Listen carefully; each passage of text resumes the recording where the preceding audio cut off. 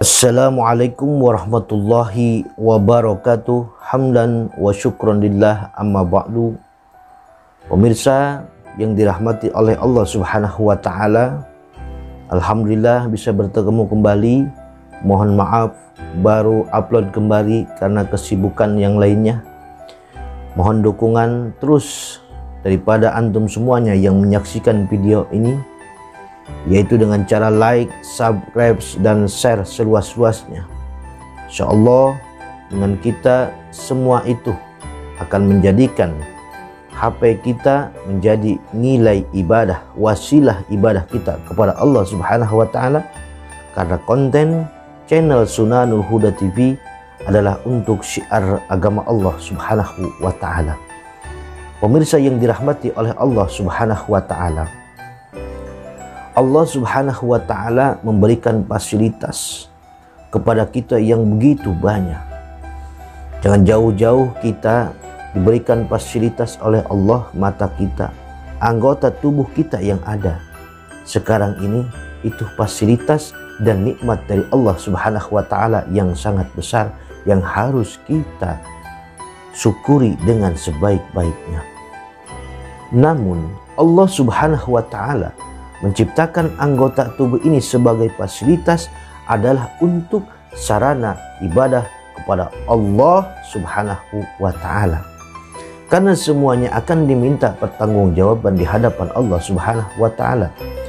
Contoh kecil, karena dari mata lah Allah memberikan mata, yang mana mata ini sebagai fasilitas, tujuannya Allah adalah untuk memberikan kemudahan manusia untuk beribadah kepada Allah Subhanahu wa taala. Namun kenyataannya masih banyak yang mengingkarinya. Kita masih banyak mengingkari atas nikmat-nikmat yang Allah berikan. Padahal kita wajib untuk mensyukurinya. Allah memberikan mata untuk melihat yang baik-baik. Nah, bagaimana sekarang kalau mata kita memandang atau melihat yang diharamkan oleh Allah Subhanahu wa taala tetapi tidak disengaja? Apakah kita berdosa atau tidak?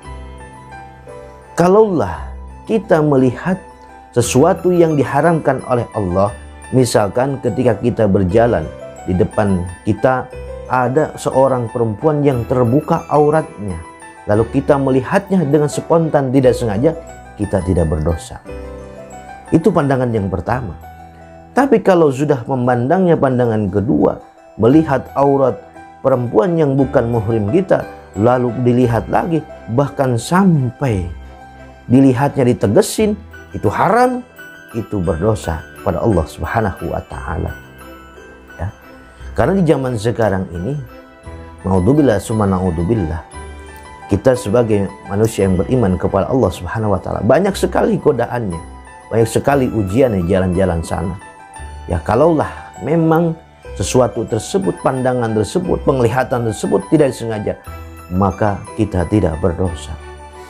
Karena sesuatu mata kita apabila memandang dengan sengaja aurat perempuan yang bukan muhrim, maka termasuk zina. Tapi zinanya zina kecil. Itu zina kecil itu bisa dihapus dengan apa?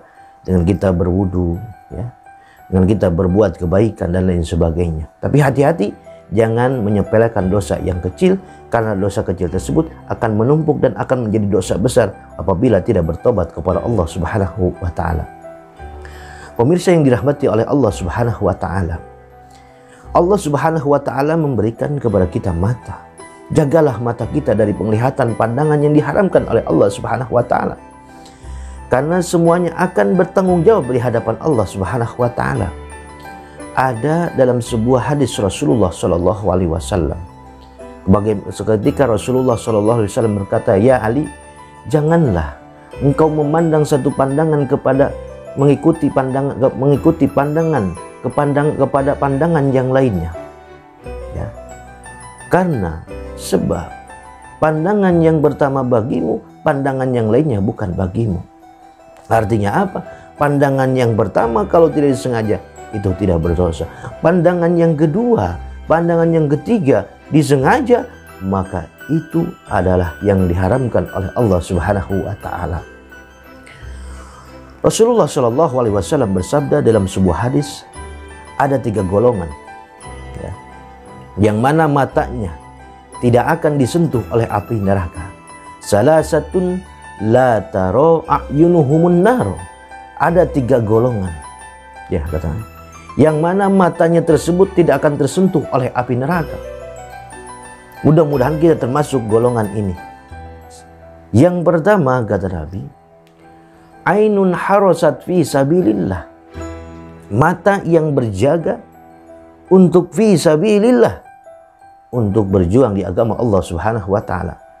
Untuk pakai pengajian, untuk acara PHBI, sampai para panitia ngantuklah dan capeknya mata ini kurang tidur, maka mata yang terjaga, berjaga fi sabilillah, maka mata tersebut tidak akan disentuh oleh api neraka.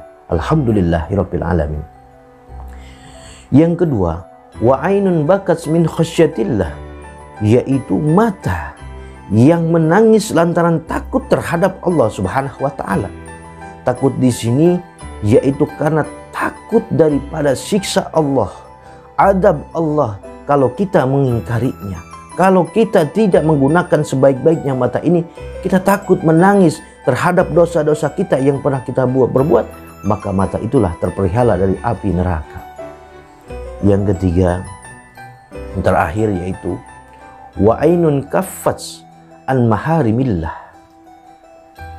Mata yang menahan, yang menundukkan daripada apa yang diharamkan oleh Allah Subhanahu wa taala.